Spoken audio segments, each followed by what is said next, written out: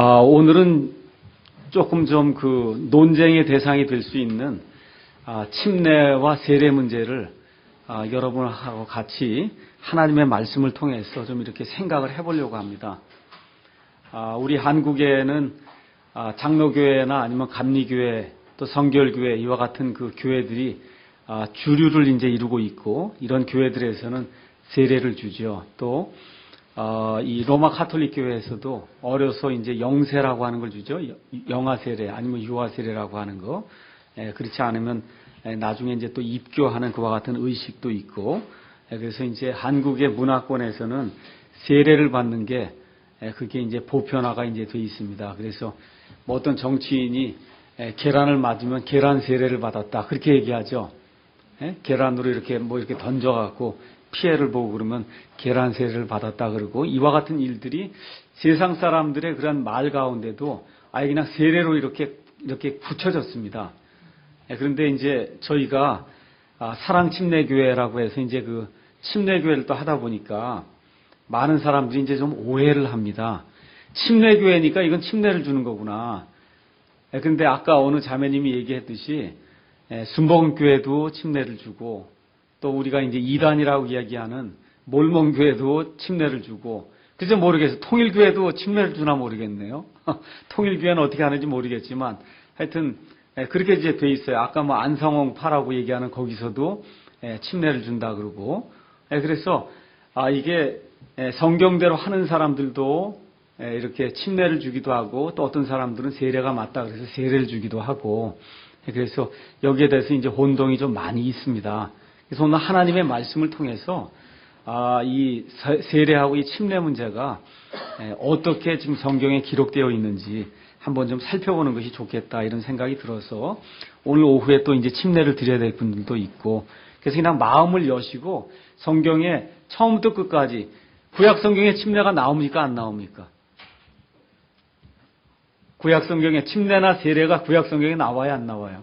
안 나오죠. 이거 어디에만 나오는 거예요? 신약 성경에만 나오니까 신약 처음부터 끝까지 침례라고 기록되어 있는 이런 부분들을 살펴보면 이게 도대체 성경이 뭐라고 얘기하고 있는가를 분명히 알 수 있잖아요. 그렇죠? 그래서 이 성경을 통해서 한번 살펴보는 그런 시간을 갖도록 하겠습니다. 먼저 오늘 그 나누어드린 그 유인물을 보시면서 필요하시면 거기다가 이제 적으시고 각자 자기 것을 이제 하시면 도움이 될 겁니다. 한글 개역 성경에서는 이 세례라고 하는 그런 그 단어가 이제 나오는데, 여러분 세례교회라는 말 들어보셨어요? 사랑세례교회 이렇게 들어보신 적 없죠? 그러니까 우리는 이제 침례교회라는 말은 많이 들어보셨을 거예요. 그러니까 이게 침례와 세례가 무언가 확연히 다른 건 사실이죠. 그렇게 하다 보니까 어떤 사람도 뭐 온누리 세례교회 이런 얘기는 안 하거든요. 그러니까 지금 무언가 침례라고 하는 것이 독특한 거기 때문에, 그래서 그 독특한 거를 중요하게 생각하는 그와 같은 어떤 교단이나 집단이 있다는 겁니다. 근데 이제 우리 사랑 침례교회 같은 경우도 이제 침례라고 하는 거를 이렇게 강조를 합니다. 근데 강조를 한다 그래서 다시 한번 말씀드리지만 침례교회만이 예수님의 교회다 그런 이야기 하려고 하는 거 전혀 아닙니다.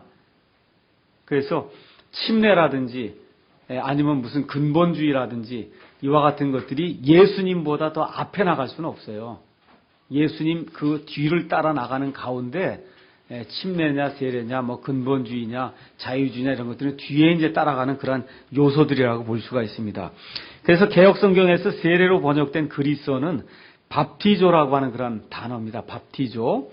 밥티조는 이제 옛날에 지금부터 약 한 100년 전에 미국의 스트롱이라는 사람이 있었어요. 그 스트롱이라고 하는 사람이 이 영어 성경을 보시면 그 안에 단어가 굉장히 많이 나오잖아요. 그 단어에다 다 번호를 매겼습니다. 그래서 그 번호, 예를 들어 밥티조라고 하는 번호는 907번을 매겼어요. 907번을 찾으면 몽땅이 다 밥티조만 나오는 거예요. 그래서 그러한 번호를 스트롱 번호라고 이야기합니다. 스트롱이라고 하는 학자가 그 번호를 매겼기 때문에 지금도 성경을 피면은 번호가 그 단어마다 다 붙어 있어요. 그 번호 같은 걸 찾으면 다 원어가 같은 겁니다. 그래서 밥티조라고 하는 단어는 907번, 그 다음에 밥티스마라고 하는 단어는 908번, 그 다음에 밥티스테스라고 하는 단어는 910번. 그래서 이 세 단어를 개역성경은 세례라고 이제 번역을 했습니다. 그러니까 세례 요한 그러잖아요. 세례 요한. 여러분 그게 말이 원래는 좀 이상한 겁니다. 그게 세례 요한. 세례를 주는 자 요한이라 그러면 맞는 거예요. 세례자 요한 이런 건 맞는 거지만 세례 요한은 그건 일단 말 자체가 틀린 말이거든요. 그래서 이럴 때 나오는 게 이제 세례라고 하는 그런 이제 단어가 되겠습니다. 그러면 이 단어들은 어디서 나왔냐면 그리스 밥토에서 나왔어요. 밥토는 911번입니다. 그러니까 그 밥토에서 밥티스마도 나오고 밥티조도 나오고 밥티스테스도 나오고 이렇게 다 나왔는데 이 단어가 총 신약 성경에 115번 나옵니다. 115번. 그러니까 저와 여러분이 시간이 되면 이 115번 나오는 밥토라고 하는 단어를 쭉 찾아보면 이 단어가 어떤 용례로 쓰였는지 우리가 이제 알 수가 있습니다. 이거는 목사가 가르쳐 주거나 어느 신학자가 얘기할 필요가 없는 것이고 거기 나와 있는 단어들을 쭉 찾아가서 보시면 그 용례가 어떻게 되어 있는지 성경 자체가 성경을 이야기해 줍니다. 그래서 그걸 용례로 살펴보면 밥티스마를 이제 보통 우리 여기에서는 침례로 번역을 했고 개역성경은 세례로 번역했습니다. 밥티스마가 23회, 그 다음에 인물을 가리키는 명사 밥티스테스가 15회, 그리고 이렇게 침례를 준다, 뭐 세례를 준다고 이제 번역을 했겠죠. 이런 밥티조가 77회가 쓰였습니다.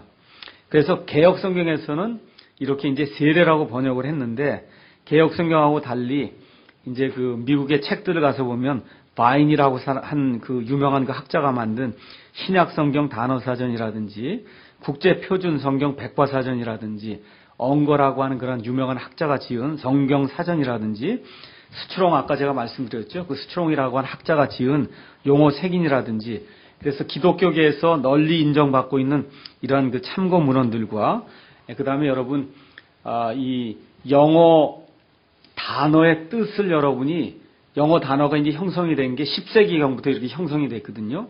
그래서 10세기부터 이렇게 영어가 단어가 형성이 돼서 10세기부터 20세기까지 그 단어가 어떻게 변천이 되면서 그 뜻이 무엇인가를 여러분이 보기를 원하시면 옥스퍼드 영어 사전을 가서 보셔야 됩니다.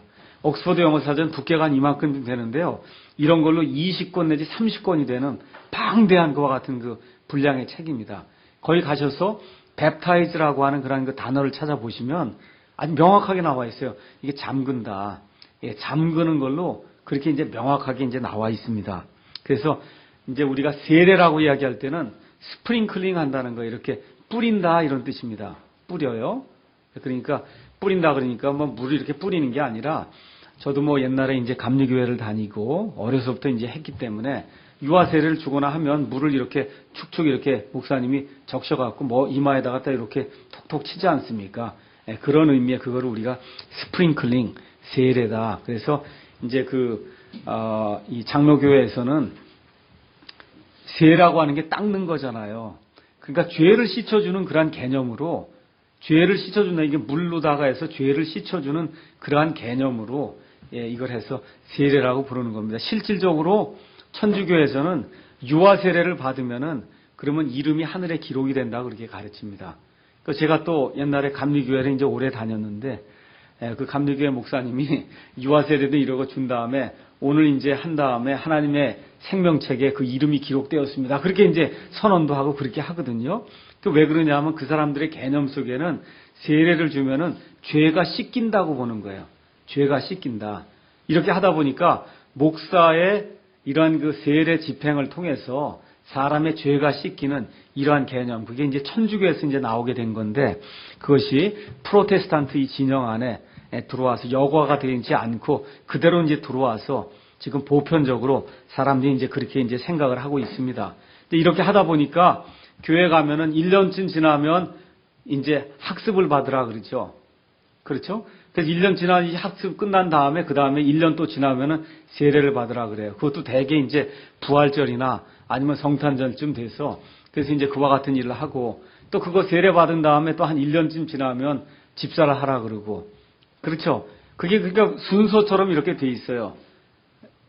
그래서 이와 같은 일들이 과연 성경에 어떻게 기록이 돼 있나 이런 것들을 우리가 한번 살펴보도록 하겠습니다. 그래서 이 성경적인 그와 같은 그 사전들이라든지 핸드북, 그 다음에 영어 사전 이런 데 가서 보시면은 이 baptize라고 하는 그런 단어의 1차적인 의미가 잠근다, 이렇게 푹 담근다라고 하는 그런 뜻으로 나와 있습니다.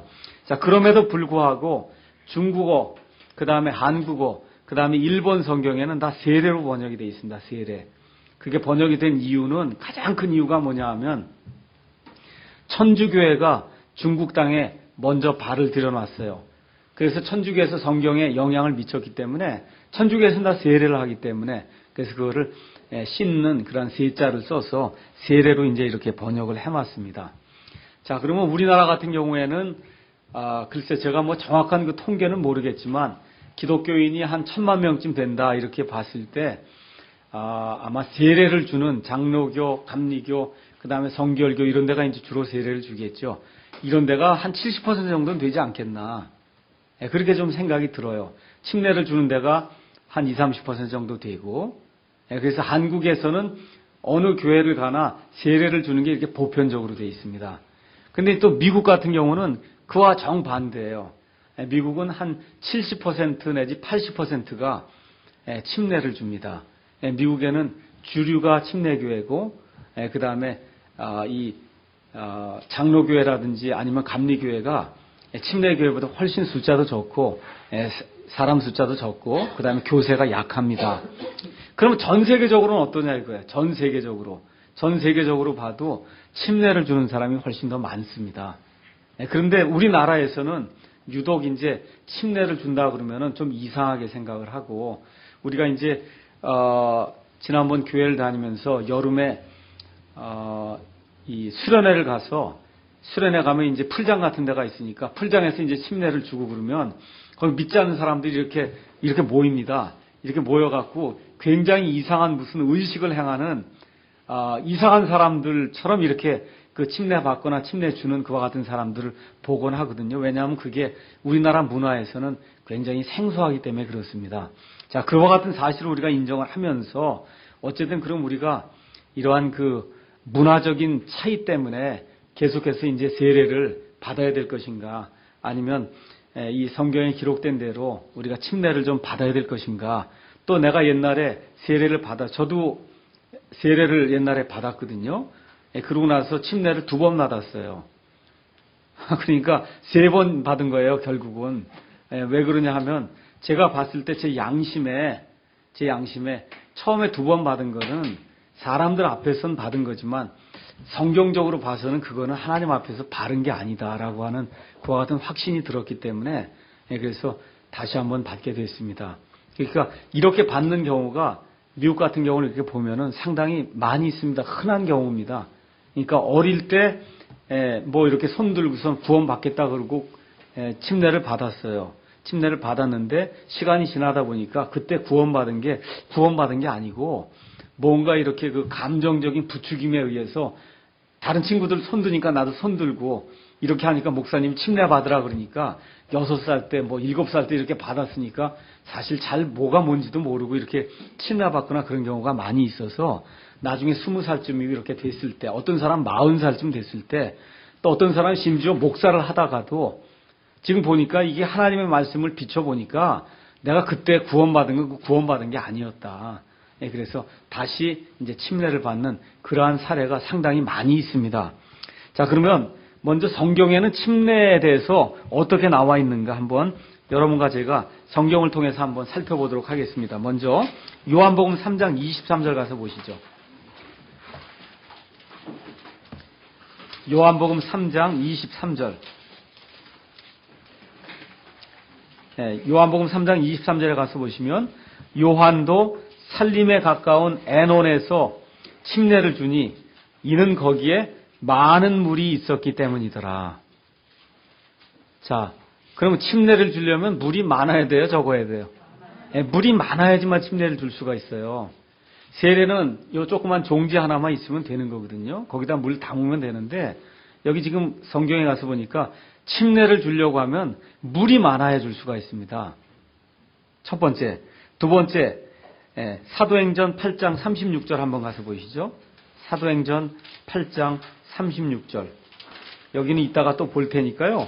여러분께서 8장 36절은 이렇게 이제 접어 놓으시기 바랍니다. 8장 36절에 그들이 계속해서 길을 가다가 물 있는 곳에 이름에 내시가 이르되 보라 여기에 물이 있으니 무엇이 내가 침례받는 것을 방해하리요. 이렇게 돼 있어요. 자, 그러면 침례를 받으려면 물 있는데 가야 되죠. 맞죠? 세례를 받으려면 물을 가져와야 되는 거고, 맞지 않습니까? 세례를 받으려면 물을 가져오면 되는 거고, 침례를 받으려면 물이 있는 데를 가야 되는 거예요. 맞습니까? 예, 그래서 물 있는 데를 가야 되고 물이 또 어떤 데를 가야 돼요? 많은 데를 가야 됩니다.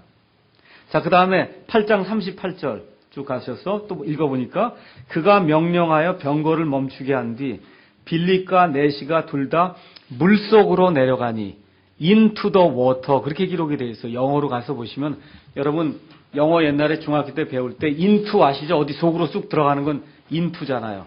그래서 물속으로 into the water 이렇게 이제 기록이 되어 있습니다. 그냥 물속으로 내려가야 되는데 세례는 그럴 필요가 없어요. 물을 이렇게 축여서 그래서 머리에다 뿌리면 이제 되는 겁니다. 자, 그 다음에 요 그대로 두시고 마태복음 3장 6절로 한번 와서 보시죠. 마태복음 3장 6절 거기 가서 보시면 이스라엘 백성 중에 많은 사람들이 3장 6절에 자기 죄들을 자백하며 요르단 속에서 그에게 침례를 받더라. 거기 가서 보시면 인 졸단 이렇게 되어 있습니다. 인이라고 하는 단어 그 속 안에 들어가 있다는 얘기죠. 인이면 졸단은 요단 강이거든요. 그러니까 요르단강 속에서 침례를 받은 거예요. 여러분 강에 이렇게 내려가고는 강물 뿌리려고 강 속으로 들어가진 않겠죠. 뿌릴 것 같으면 한 잔 갖고 오면 되는 거지 않습니까? 그래서 강 속으로 들어가야만 그러니까 물 속으로 들어가야만 침례를 받는다. 자, 그 다음에 요거 이제 금방 아셨으니까 3장 16절 한번 예수님이 침례 받을 때 3장 16절 가서 보세요. 예수님께서 침례를 받으시고 똑바로 물속에서 올라오실 때 침례를 받게 되면 이렇게 몸이 똑바로 된 채 이렇게 물속에 들어갔다가 똑바로 이렇게 올라오거든요. 거기 가서 보면 물속에서 올라오실 때 영어로 가서 보면 out of the water 이렇게 돼 있어요. 물이 있는데 물에서 밖으로 이렇게 쑥 나온다 그런 얘기입니다. 그러니까 침례를 받으려면 물 속으로 들어가야 되고 강 속으로 들어가야 되고 그 다음에 거기서 밖으로 이렇게 나와야 된다. 성경이 분명하게 이렇게 이야기를 하고 있습니다. 우리 하나만 더 보겠습니다. 아까 읽었던 사도행전 8장 다시 넘어가시죠. 사도행전 8장 39절에도 가서 보시니까 그들이 물속에서 나와 올라갈 때 그래서 침례를 주는 그와 같은 대목에 가서 보시면은 반드시 out of the water 이렇게 돼 있어요. 물 속에서 나오는 걸로 이렇게 기록이 되어 있습니다. 자, 그러면 이 몇 구절을 이렇게 통해서 침례와 세례 이런 것들을 가서 보니까 이게 성경에 있는 그대로 해서 이거 가서 적용을 할 것 같으면은 일단은 물이 많은 데 가야 되고 물 속에 들어가야 된다고 하는 사실을 그거는 이게 목사가 가르쳐 주지 않아도 양심이 있으면은 성경 그대로 읽으면 이건 물 속에 들어가야 되는 거구나. 누구나 이제 이해를 할 수가 있습니다. 자, 그러면 성경에 무슨 침례가 있습니까? 성경에 물 침례도 있고 또 뭐도 있어요? 성령 침례도 있고 또 뭐도 있어요? 불 침례도 있잖아요. 그렇죠? 한국 성도들이 오해하는 게 있어요. 불세례를 받아야 된다 그러고요. 불세례. 불세례를 받으면 여러분 지옥 가는 거예요. 제가 보여드릴게요. 우리가 한번 가서 보세요. 마태복음 3장 11절 12절 한번 가서 보세요. 마태복음 3장 11절 12절 가서 보시면 침례자 요한이 이스라엘 백성에게 물 침례를 이제 준 이후에 그 다음에 이제 성령 침례하고 불 침례에 대해서 지금 이야기하는 대목이 나옵니다. 자, 침례는 뭐라 그랬어요? 뜻이 잠그는 거다 그랬습니다. 푹 들어가야 되는 거예요. 11절 가서 볼게요. 11절 끝에 그분께서는 너희에게 성령님으로 침례를 주시고 불로 침례를 주시리니 그 다음에 성령님의 침례가 뭐고 불 침례가 뭔가가 12절에 기록이 되어 있습니다. 곧 손에 키를 들고 자신의 타작마당을 철저히 정결케 하사 자신의 알곡은 모아 곳간에 들이시되 그래서 알곡이 돼서 곳간에 들어가는 사람은 성령 침례를 받는 사람이고 껍질은 꺼지지 아니하는 불로 태우시리라. 그래서 알곡이 있고 껍질이 있단 말이죠.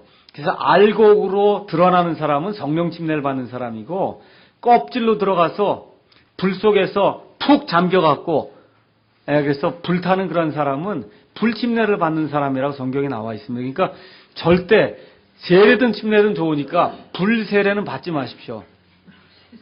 성경에 나오는 불세례는 지옥에 들어가는 거예요. 근데 이제 자꾸 이 사도행전 2장에 나와 있는 말씀, 이게 성령의 이제 불꽃 같은 것이 이렇게 임했다 하는 그런 얘기, 불의 혀 같은 것이 임했다. 그건 불이 임한 게 아니고, 불이 여러분 이렇게 해서 타고 올라가면 이게 혓바닥처럼 이렇게 해서 불이 이렇게 올라가거든요. 그렇게 생긴 게 임했다는 거지, 불이 임했다는 게 아니에요. 근데 그걸 자꾸 잘못 이해를 해갖고, 오순절날 불세례를 받았다고 자꾸 그러거든요. 그건 성경을 잘못 이해해서 그런 거예요. 불의 혓바닥처럼 생긴 것이 기도하는 사람들 가운데 내려왔다는 거예요. 그러니까 그 사람들이 혓바닥이 영어로 텅이에요. 텅. 그 텅이 임하니까 이 사람들이 방언을 했다는 거예요. 그 방언도 영어로는 텅이에요. 그러니까 텅이 임하니까 텅을 했다는 뜻이에요. 그걸 이제 잘못 이해해갖고 부흥 강사들이랑이 불세례를 받았다고 하니까 또 불세례를 찾아보니까 여기 마태복음에 나오거든요. 그러니까 불세례를 받아야 된다 그러는데 성경, 신약 성경이고 어디 가셔서 한번 보세요. 불이라고 하는 건 히브리서 12장에도 말씀하시고 하나님의 맹렬한 진노를 나타내는 때가 대부분입니다. 하나님은 맹렬하게 불같이 이 죄악을 소멸시키시고 죄인을 소멸시키는 그와 같은 일을 하시거든요. 그래서 절대로 불세례는 그런 게 아니에요. 그런데 한번 여러분 불세례를 받으면 어떻게 돼요? 불세례를 받으면 이마에만 불이 찍히는 거거든요. 이게 그렇잖아요. 이렇게 하면은. 근데 지금 여기 나와 있는 건 그게 아니라 어떻게 돼요? 껍질이 어디로 들어가는 거예요? 불 속으로 쑥 들어가는 거예요. 그럼 성령 침례는 어떻게 되는 거예요? 성령 속으로 쑥 들어가는 거지 우리가. 성령이 여기만 있으면 안 된다니까.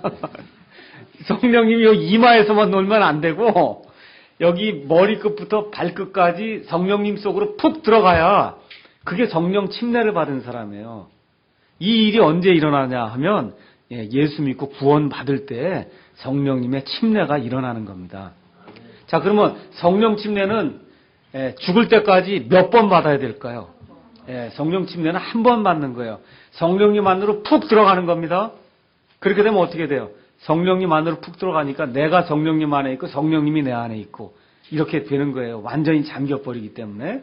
그래서 성령 침례는 평생에 한 번만 구원 받을 때 받는 거예요.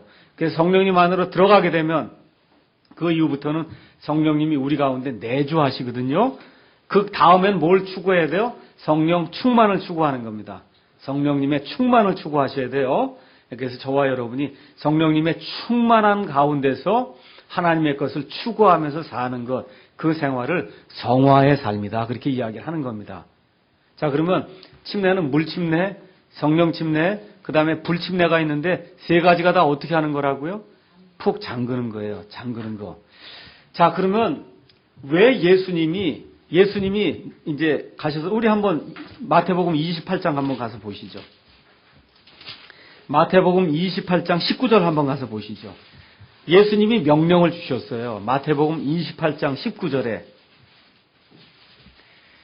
예수님의 마지막 유언 비슷한 거예요. 이 땅을 떠나시기 전에 예수님이 제자들에게 주신 말씀이에요. 온 세상에 가서 이와 같은 일을 해라.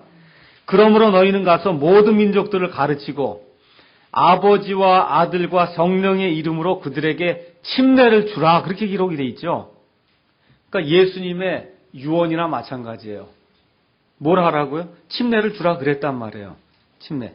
그러니까 이게 침례를 준다고 하는 게 이 저와 여러분이 예수 믿고 그 다음에 구원받은 이후에 이 사람들이 행해야 될 그 일 중에 가장 중요한 일 중에 하나예요. 우리도 침례를 받아야 될 뿐만 아니라 침례를 다른 사람에게 권해서 받게 만들어야 된다고 예수님이 말씀하시지 않습니까? 그렇죠? 그러면 침례가 도대체 뭐 하는 거냐 이거예요. 가장 중요한 거면 제가 오늘 말씀을 드리겠습니다. 저와 여러분이 그리스도인이다 그렇게 불리죠. 맞습니까? 사도행전 11장에 가서 보시면 안디옥에서 처음으로 예수 믿는 사람들이 그리스도인이다 그렇게 불렸다 그랬어요. 그리스도인은 쉽게 얘기하면 그리스도를 따르는 사람이에요. 그리스도를 따르는 사람이에요. 그래서 여러분과 제가 여기 남한에 살고 있어요. 남한에 살고 있으니까 남한 사람으로서의 신분이 있습니다. 또 저기 북한에 살고 있는 사람 북한 사람으로서의 신분이 있어요. 그러니까 저와 여러분이 예수님과 동일한 신분을 가졌다는 거예요. 예수님과 동일한, 여러분 신분증 아시죠? 신분증. 예, 그거 우리가 영어로는 ID라고 얘기하잖아요. Identification Card. 그래서 ID 카드라고 얘기하거든요. 예수님하고 우리가 똑같은 ID 카드를 가지면 그럼 우리가 그리스도인이에요. 예수님하고 똑같이 되면 그리스도인이다 그 얘기예요. 그럼 예수님의 사역에서 가장 중요한 사역이 뭐냐? 뭐가 가장 중요한 사역이? 예수님의 33년 반 동안의 지상 사역에서 가장 중요한 것 뭐예요? 예, 십자가에서 죽으셨다가 묻히셨다가 부활하신 그 일이 예수님의 이 지상 사역에서 가장 중요한 거죠. 그렇죠? 그러니까 죽었다가 묻히셨다가 일어나는 일이 필요한 거예요. 그 일을 저와 여러분이 예수님과 더불어 동일하게 그 일을 공유하는 사람이 됐다는 뜻입니다.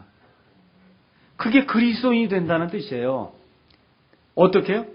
죽었다가 내 옛사람은 죽어서 묻혔다가 그래서 묻히는 거야. 죽은 다음에 묻어야 돼요. 묻은 다음에 내 새 사람이 이렇게 일어나는 그와 같은 일이 나타났다는 거예요. 그래서 침례를 주라고 하는 건 무슨 뜻이냐 하면 예수님이 얘기한 나와 함께 죽었다가 묻혔다가 그 다음에 부활했다고 하는 그러한 경험을 가진 그와 같은 사람들을 만들어내라는 겁니다. 여기 지금 예수님이 말씀하시는 포인트가 그거예요. 침례를 줘라. 가서 물 뿌려라. 그런 얘기가 아니고 이 그리스도인을 삼으라는 얘기입니다.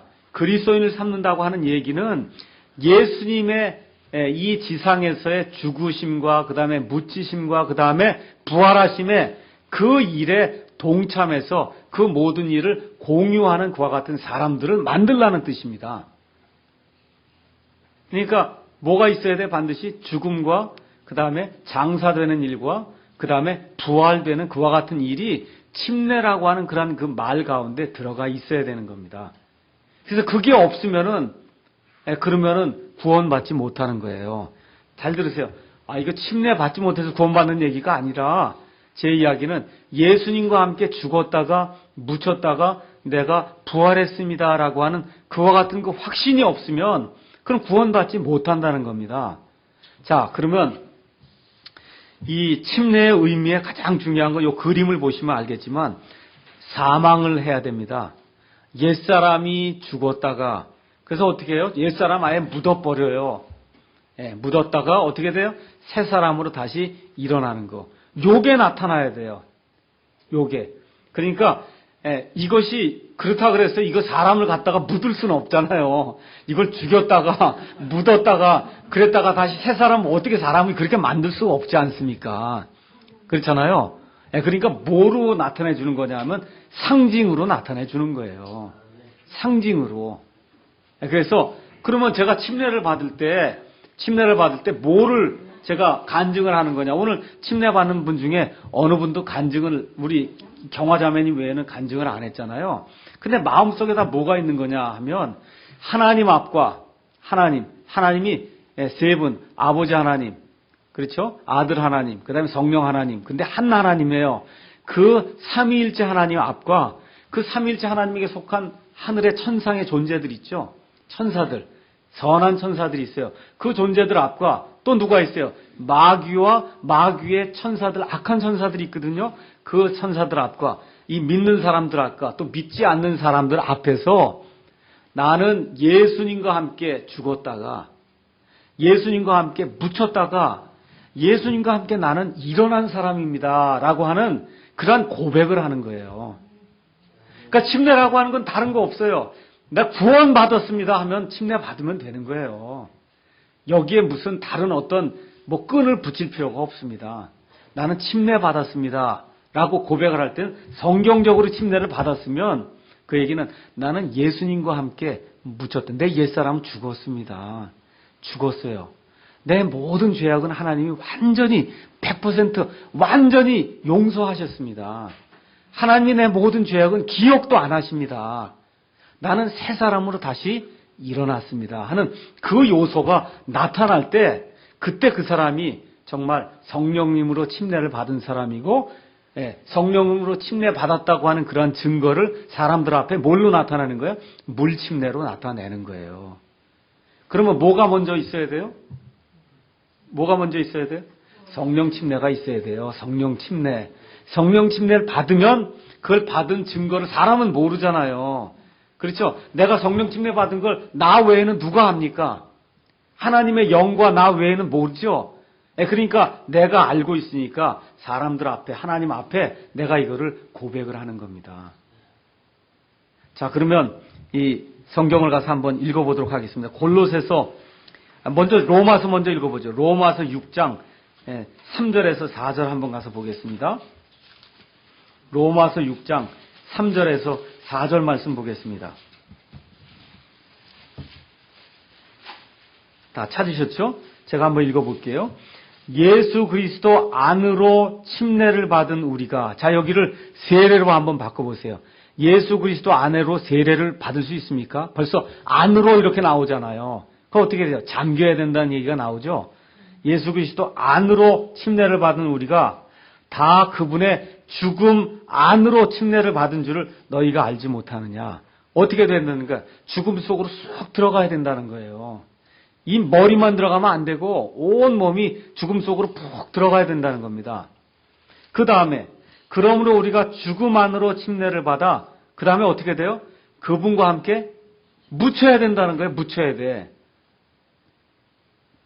그렇죠? 그 다음에 또 뭐가 있어요? 그렇게 묻히는 이유는 왜 그러냐?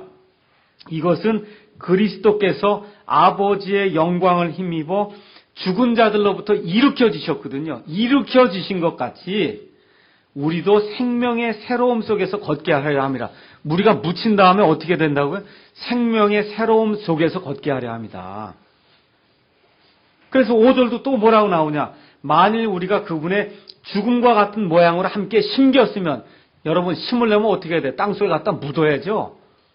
묻어야 되는 거예요. 심겼으면 또한 그분의 부활과 같은 모양으로 되리라. 그분이 부활하셔서 어떻게 해요? 무덤 속으로 나오셨잖아요.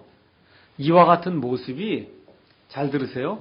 먼저는 영적으로 성령 침례를 통해서 여러분과 제 속에 일어나야 됩니다. 그게 일어난 다음엔 물 침례를 통해서 이와 같은 것이 상징적으로 사람들에게 하나님 앞에 보여지도록 그렇게 물 침례를 받아야 된다는 거죠. 그러니까 이런 구절들을 세례로 한번 바꿔놓고 여러분이 한번 3절, 4절, 5절을 읽으면 물 뿌리는 걸 통해서 이렇게 묻혔다가 속으로 쑥 들어갔다, 이런 게 상징으로 전혀 나타나지 않는다는 겁니다. 그러니까 중요한 것은, 잘 들으세요. 세례받고 침례받은 것이 구원하고 상관이 있습니까? 없습니까? 구원하고. 간접적으로. 자, 구원 받는데 세례 받는 거하고 침례 받는 게 물침례 얘기하는 거예요. 구원 받는데 무슨 효과가 있습니까? 없습니까? 없죠. 없어요. 그래서 다행인 거예요. 그 세례교인들은 참 다행인 거예요. 이게 하나님이 그래도 그걸 그렇게 용납해 주셨기 때문에. 그러니까 그분들은 뭘 받은 거예요? 성령 침례만 받으신 거예요. 성령 침례를 받아서 예수님의 몸에 지금 들어가 있는데 뭐는 안 한 거냐? 예수님의 명령에는 순종을 아직 안 한 거예요. 왜 그래요? 안 하고 싶어서 안 한 것도 아니에요. 교회가 안 하기 시킨 거예요. 교회가, 왜? 우리 로마 가톨릭 교회에서 나와서 가톨릭 교회에서 세례를 주니까 우리 교회는 그냥 법으로 세례를 줍니다 하고 그냥 저 위에 100년 전부터 시작해서 세례를 주는 걸 하다 보니까 여기 있는 그 양들은 아무 생각이 없이 교회에서 세례를 뿐이 안 주니까 침례가 뭔지 세례가 뭔지 아무것도 모르고 습관적으로 전통을 따라서 이렇게 하다 보니까 세례를 받게 된 거지, 성도들에게 책임 있는 건 아니에요. 사실 몰라서 그런 거니까, 교회가 그렇게 안 하기 때문에 그런 거니까. 그런데 성경적으로는 예수님의 명령에 지금까지 내가 10가지를 다 순종했다 하면 요걸 하나 더 순종하면 11가지를 순종하는 거예요. 11가지. 그래서 이 침례 안에는 그게 꼭 들어가 있어야 됩니다. 묻히는 일, 죽는 일, 그 다음에 이렇게 부활하는 그와 같은 일들이 반드시 이제 있어야 된다는 거죠. 자, 그러면 그 다음 장으로 넘어가셔서 그럼 누가 침례를 받냐 이거 누가 침례를 받냐? 자, 아까 제가 말씀드렸듯이 천주교에서는 아이들에게 물 뿌리고 그리고선 유아세례 주고 아니면 영아세례를 주고는 하늘에 이름이 기록되었습니다 하고 사자가 꽝꽝꽝 하면은 그럼 구원받는 걸로 그렇게 이렇게 여겨집니다. 여러분 그게 가능한 일이겠어요? 물을 뿌려갖고 사람의 이름이 하늘의 생명책에 기록이 되면 그러면 예수님이 죽으실 이유가 전혀 없는 거잖아요. 그렇죠? 예, 그래서 이와 같은 일은 불가능합니다. 또 부모가 대신해서 그와 같은 일을 해줄 수도 없고요. 그래서 성경은 이와 같은 걸 세례 중생교리라고 이야기해요. 세례를 통해서 사람이 다시 태어난다. 이와 같은 건 성경에 없습니다. 근데 또 이런 것들을 로마 가톨릭 교회에서도 가르치고 여러분 그리스도의 교회라고 하는 교회 들어보셨죠? 그리스도의 교회라고 있어요. 그걸 이제 미국에서는 캠벨이라고 한 사람이 그 교회를 만들었기 때문에 그걸 따르는 사람을 캠벨라이트라고 얘기해요. 이 사람들은 물속에 집어넣어야 그래야 구원받는다고 가르칩니다. 그러니까 물침례를 줘야만 구원받는다고 가르쳐요. 우리 나라에도 그리스도의 교회 많은 교회가 그렇게 가르칩니다. 이와 같은 것들은 비성경적이다. 그래서 믿고 거듭나야 침례를 받는 거지 침례 100번, 1000번 받아도 구원 못 받습니다. 자, 그러면 사도행전 8장으로 넘어가서 보시죠. 사도행전 8장에 가셔서 보시면은 사도행전 여러분 기록을 가서 보시면은 사도행전 1장 8절에서 예수님이 뭐라고 말씀하십니까? 성령님께서 너에게 임하신 뒤에 너희가 성령을 받으면은 그러면 제일 먼저 어디에서 증인이 되는 거예요? 예루살렘과 온 유대와 그 다음에 사마리아와 그 다음에 땅끝까지 이르러. 그래서 나를 위한 증인이 된다는 거예요. 자, 그렇게 돼서 사도행전의 기록은 잘 들으세요. 사도행전의 기록은 예루살렘에서 예수 믿는 일, 그 일 먼저 적는 겁니다. 그 다음에 유대 지방에서 예수 믿는 일, 그 일이 그 다음에 기록이 돼 있고 그 다음에 사마리아 지방에서 예수 믿는 일이 기록이 돼 있고 그 다음에 맨 끝에 가서 땅 끝까지 복음이 전달이 돼서 사람들이 예수 믿는 일이 사도행전 1장부터 시작해서 28장 안에 기록이 돼 있습니다. 그러면 처음에 이방인이 어디서 구원받는다고 제가 말씀드렸어요? 처음으로 이방인 구원받는 거. 고넬료 사건이 몇 장에 나와요? 사도행전 10장에 나와요. 사도행전 10장에 처음으로 나와요. 사도 베드로가 깜짝 놀랐습니까? 안 놀랐습니까? 이방인이 구원받는 거 보고. 놀랬죠. 야, 어떻게 이방인이 구원받을 수 있는가? 그러면 여러분이 성경을 있는 그대로 받아들이시면 그 전까지 이방인 구원받는 일이 있었습니까? 없었습니까? 없었죠. 예. 이 사마리아 지방에서 사람들이 구원받는 역사가 몇 장에 기록되어 있어요? 8장에 기록되어 있어요. 8장. 예. 그러니까 8장 전에는 뭐가 기록되어 있는 거예요? 예루살렘과 유대에서 구원받는 일이 기록되어 있고 8장, 9장으로 가서 사마리아 지방, 그 다음에 이제 10장 넘어서면서부터 온 세상의 이방인들에게까지 하나님의 말씀이 선포되는 그런 내용이 기록되어 있습니다. 그러면 사도행전 10장까지 대략적으로 몇 년이 걸렸냐? 10년이 걸린 거예요. 10년. 그러니까 첫 10년 동안에 구원받은 사람 다 누구예요? 유대인만 구원받았어요. 유대인 외에는 가서 복음을 선포하지 않았어요. 그러니까 하나님이 때가 되니까 드디어 베드로에게 반상을 줘서 그래서 속된 그와 같은 그 짐승들도 먹게 하지 않습니까? 기어다니는 거 먹게 하지 않아요. 그걸 통해서 이방인들도 구원하시는 걸 하나님이 처음 보여주니까 그 이후부터 이방인들도 구원받는 역사가 거기에 기록이 되어 있습니다. 자, 그래서 사도행전 8장에 사마리아 지방에 가서 누가 복음을 선포했냐면 빌립이라고 하는 하나님의 말씀을 맡은 사람이 가서 선포했어요.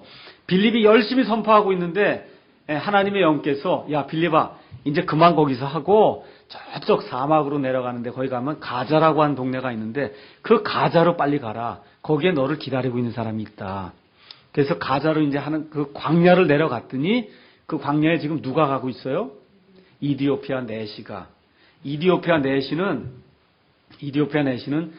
이스라엘 사람인데 흑인 이스라엘 사람이에요. 흑인. 그러니까 솔로몬 당시에 이디오피아의 그 스바의 여왕이 와서 그래서 그 이후부터 이 전승에 따르면은 솔로몬과 그 여인 사이에 아기가 태어나기 시작하면서부터 그래서 그 여인들을 통해서 이디오피아 지방에 유대인들이 생겨나기 시작했다. 그래서 이디오피아 지방에는 옛날부터 유대인이 막 흑인 유대인이 굉장히 많았어요. 이 사람들이 흑인 유대인이에요. 근데 실질적으로는 반만 유대인인 거죠. 반만. 그러니까 어떻게 되냐? 순수 유대인. 그 다음에 사마리아 사람도 반만 유대인이죠. 맞죠? 반만 유대인인 사람. 이디오피아 내시도 반만 유대인인 사람. 여기 전달이 된 다음에 그 다음에 맨 마지막으로 100% 이방인. 이렇게 복음이 이렇게 쭉 전파가 되는 겁니다. 자, 그래서 사도행전 8장에 가서 이 내시에게 복음을 선포하라 그러는데 내시에게 복음을 선포하러 갔더니 내시가 이사야서 53장 말씀을 읽고 있었어요. 그래서 여기 그 이사야서 53장이 이야기하는 이분이 누구냐? 이 53장을 기록한 선지자 이사야냐, 대언자 이사야냐, 아니면 누구를 이야기하냐 하니까 빌립이 그 성경 기록에서부터 시작해서 예수님을 선포하는 대목이 쭉 나옵니다. 맞죠? 그래서 예수님을 다 선포하니까 아까 읽은 대로 36절에 그들이 계속해서 길을 가다가 물 있는 곳에 이름에 내시가 이르되 보라 여기에 물이 있으니 무엇이 내가 침례받는 것을 방해하려 하며 그 다음에 37절 개역성경 가서 보면 뭐라고 기록되어 있다고요? 없음 하고 그렇게 기록이 되어 있단 말이에요. 37절을 좀 여기 가서 내시가 보라 여기 물이 있으니까 내가 침례를 받으려고 하는데 도대체 뭐 때문에 내가 침례를 못 받냐. 그랬더니 거기 없음하고 기록이 됐단 말이에요. 없음. 없음이 아니에요. 우리 다 같이 한번 37절 읽겠습니다. 시작. 빌립이 이르되 만일 그대가 마음을 다하여 믿으면 받을 수 있느니라 하니 내시가 응답하여 이르되 예수 그리스도께서 하나님의 아들이심을 내가 믿노라 하니라. 그럼 제가 여쭤볼게요. 침례를 받으려면 제일 중요한 게 뭐가 있어야 되는 거예요? 물론 물이 있어야죠. 물 말고 그 다음 구원받아서 무슨 고백이 있어야 돼요?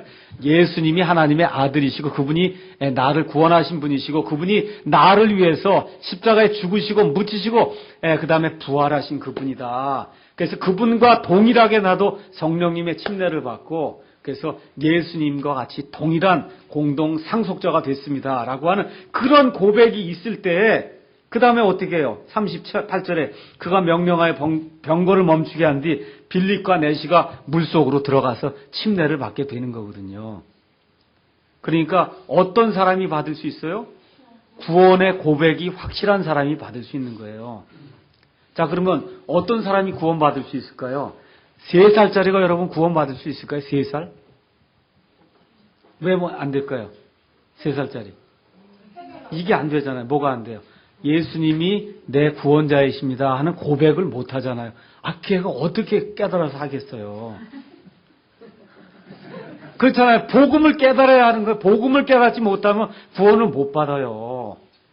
그러니까 그런 자들에게 그렇게 나이가 어린 자들은 그때 죽으면 하나님은 어떻게 해요? 그건 천국으로 하나님이 직행을 시켜주는 거예요. 정신박약아들도 하나님이 죽으면 복음을 깨닫지 못하는데 그 사람은 어떻게 지옥에 넣습니까?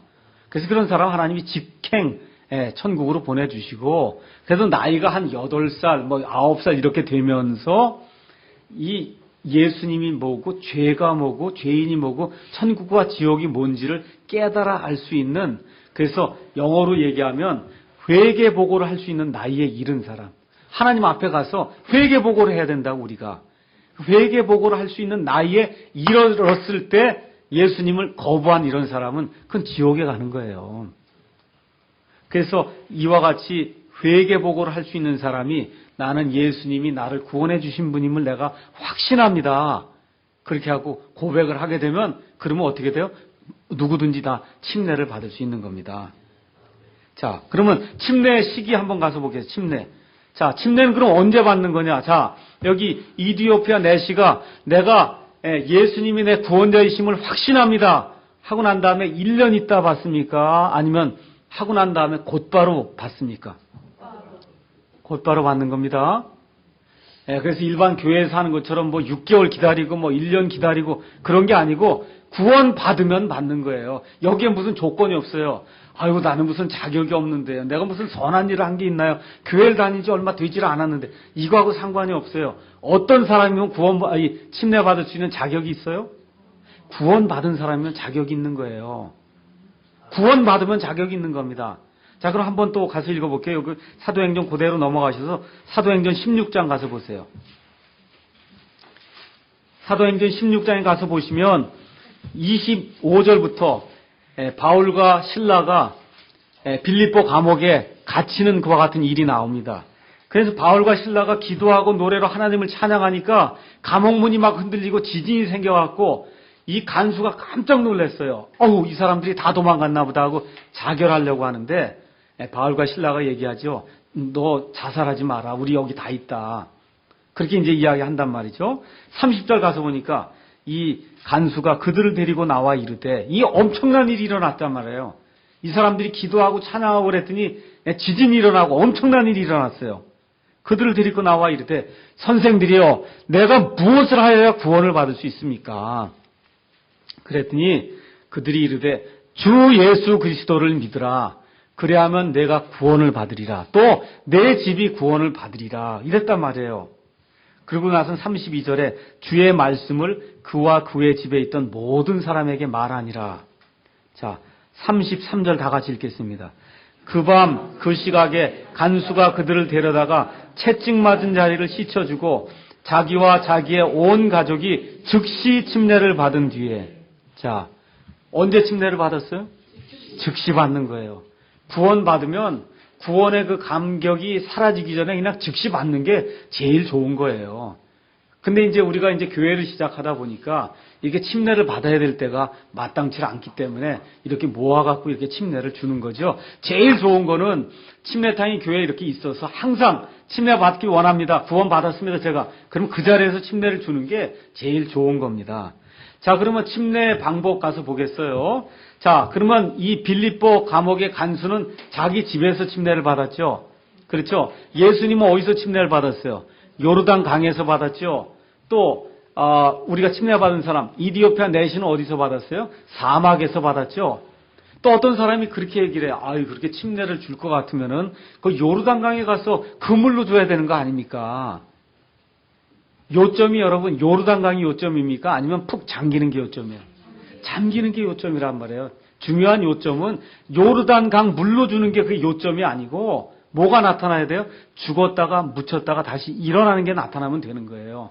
그러니까 침례탕 속에 물 속에 들어가든 강 속에 들어가든 바다 속에 들어가든 목욕탕 속에 들어가든 상관이 없습니다. 물 속에 들어가서 내가 예수님과 함께 동일하게 죽었다가 묻혔다가 일어났다고 하는 그런 고백만 있으면 그러면 어디든지 침례를 받을 수 있는 겁니다. 자, 그래서 이 특별한 경우가 아닌 한은 교회에서 이제 주로 목사가 주지요. 근데 미국 같은 교회는 교회가 이제 크잖아요. 어떻게 대부분 하냐면은 예배가 끝나자마자 침례를 바로 줍니다. 이 뒤에 침례탕이 요 뒤에 걸려 있어요. 뒤에 2층 같으면 침례탕 요 위로 해놔갖고 유리로 다 보이게 해놨어요. 그래서 목사님이 이제 침례를 주겠습니다 하면 교회 집사나 어느 침례를 담당하는 분이 있어요. 그분이 이미 딱 준비하고 있다가 거기서 다 옷 갈아입고 그냥 침례를 금방 이게 줍니다. 그러니까 목사님이 줘도 되고 또 어떤 분은 아이고 목사님이 안 주면 그게 효력이 좀 이렇게 좀 떨어지는 게 아닌가. 이거 효력은 목사에게서 아무 효력이 안 나옵니다. 아시겠죠? 목사가 주면 무슨 효력이 뭐 2배 나오고 그런 게 없어요. 똑같아. 목사가 주나 형제가 주나. 그래서 아이들 같은 경우에 어떻게 하는 교회도 있냐면 아버지가 주게 하는 교회도 있어요. 아버지가 아이들 자기 아이 구원받은 거 아버지가 주게 상관없는 거예요.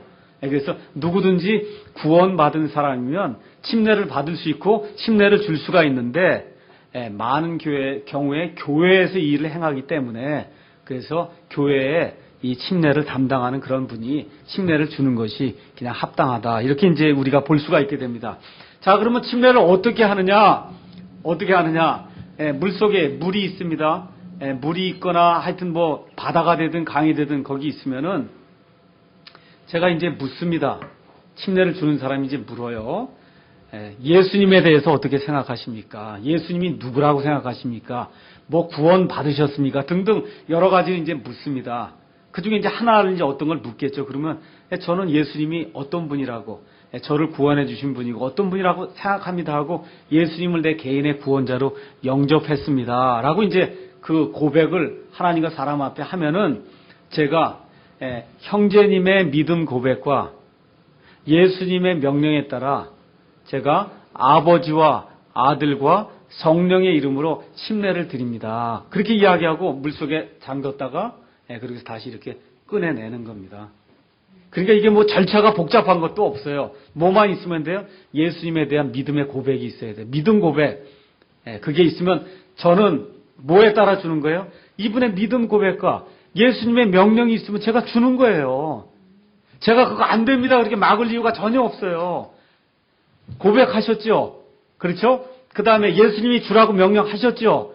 그러니까 저는 예수님의 그 일을 수행하는 그러한 사람으로서 형제님의, 자매님의 믿음 고백과 예수님의 명령에 따라 제가 침례를 드립니다 하고 예수님이 하라고 한 대로 침례를 드리는 것, 그거 외에는 아무 다른 것이 붙어 있는 게 없습니다.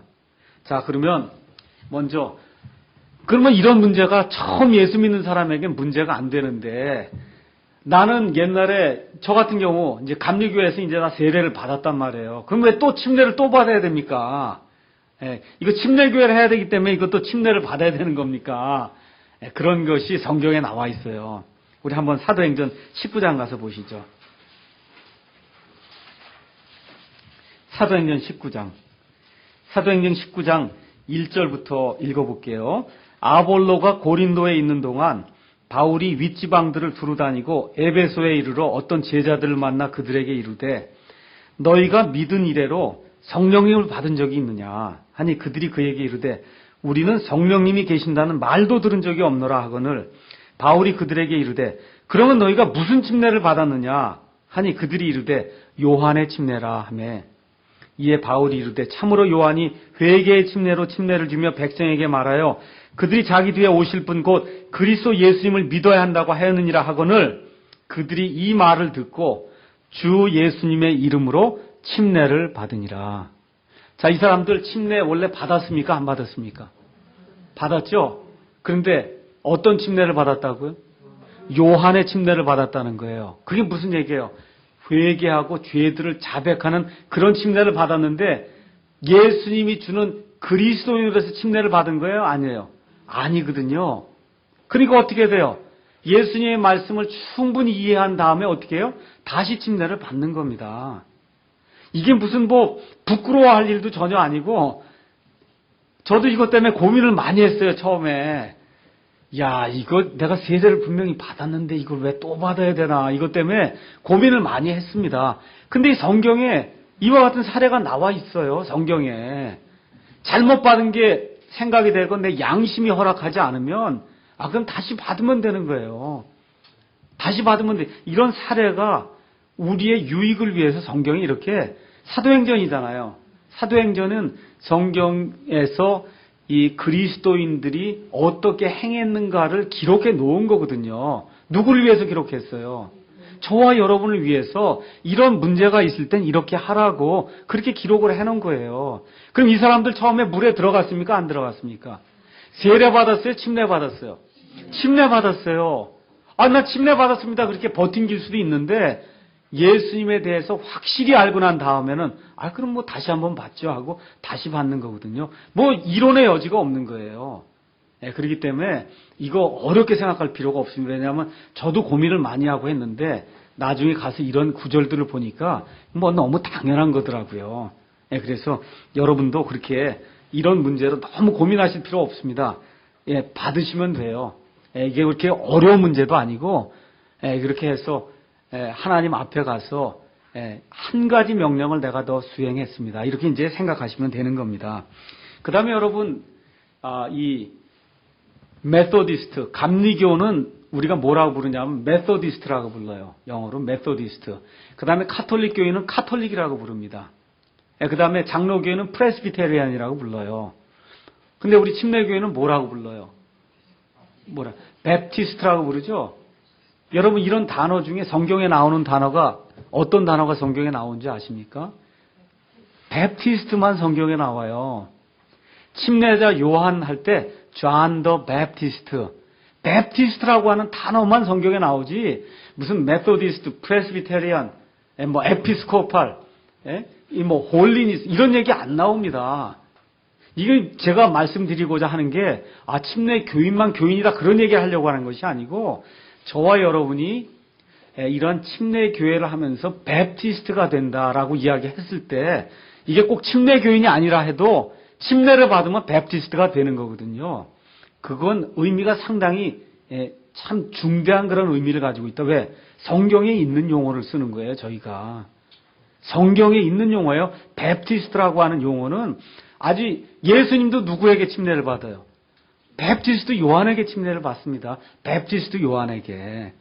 그렇기 때문에 이게 상당히 그 중요한 의미를 갖는다. 그래서 제가 침례를 안 받아도 구원받는 데는 아무 문제가 없습니다. 침례를 안 받아도 문제가 없어요. 근데 저희가 이 침례교회를 하면서 여러분들 가운데 혹시 침례를 안 받으신 그런 분이 있으시면, 구원은 받았는데 세례를 받거나 이렇게 하신 분이 있으시면, 그러면은 침례를 받으시면 지금까지 100가지를 순종했다 그러면 요거 하나 더 하시면 101가지를 순종하면서 성경에 나와 있는 좀 더 좋은 그러한 크리스찬이 된다는 겁니다. 그럼 제가 하나만 마지막 물어볼게요. 침례를 받으면 그럼 침례 교인이 되는 건가요? 여러분, 침례를 받으면 침례 교인이 되는 거예요? 아니에요. 침례를 받으면 침례 교인이 되는 게 아닙니다. 뭘 하는 거예요? 예수님의 명령에 하나 더 순종하는 거예요. 예수님의 명령에. 그럼 침례 교인이 돼야 되겠다. 사랑 침례교회 교인이 돼야 되겠다. 예를 들어. 그러면 어떻게 해야 돼요? 내가 침례 받은 걸 이야기하고 그 교회에 조인하면 되는 거예요. 내가 거기 멤버로 들어가겠습니다 하면 그건 침례교회 회원이 되는 거고, 여러분과 제가 물 침례를 하나 더 받았다. 그렇게 하면 어떻게 되는 거예요? 좀 더 나은 그러한 크리스찬이 된다. 그 얘기입니다. 그래서 이 내용을 기억하시고, 또 하나 제가 처음에 시작할 때 뭐라고 말씀드렸냐 하면, 침례교회만 교회냐? 이것도 침례를 강조하니까 침례교회만 교회라고 이야기하느냐? 제가 그렇게 이야기한다 그랬습니까? 아니에요. 예수님의 그 몸된 교회 안에는 장로교인도 있고, 이 감리교인도 있고, 그러니까 세례교인도 있고, 침례교인도 있고 다 있습니다. 다 있어요. 근데 그건 예수님의 보이지 않는 그 몸이거든요. 그 몸 안에. 그건 뭐를 통해서 들어가는 거예요? 성령님의 침례를 통해서 들어가는 겁니다. 그런데 그거는 이제 보이지 않는 그 몸에 대한 얘기고, 그 보이지 않는 몸이 지금 땅에 사는 동안은 지금 여기 지역에서 지옥교회를 이루고 있죠. 맞죠? 그럼 이 지옥교회는 지금 보이는 사람들끼리 하는 거잖아요. 맞죠? 이런 교회를 하게 될 때는, 그때는 장로교는 장로교 법이 있고, 침례교는 또 침례교회 그와 같은 어떤 지켜야 될 그런 법이 있는데, 우리가 침례교회를 하겠습니다라고 이야기할 때는 기본적으로 침례를 받은 사람만이 그 교회의 회원이 될 수 있습니다라고 하는 그런 전제하에서 침례교회를 하는 거예요. 그러니까 여러분께서 그걸 잘 이렇게 이해를 하시고, 침례를 받으니까 내가 뭐 특별하게 어떤 존재가 되나 보다 이렇게 생각하실 필요는 전혀 없습니다. 단지 하나님의 명령에 하나 더 순종하는 그와 같은 크리스찬이 된다, 이렇게 생각을 하시면 되겠습니다.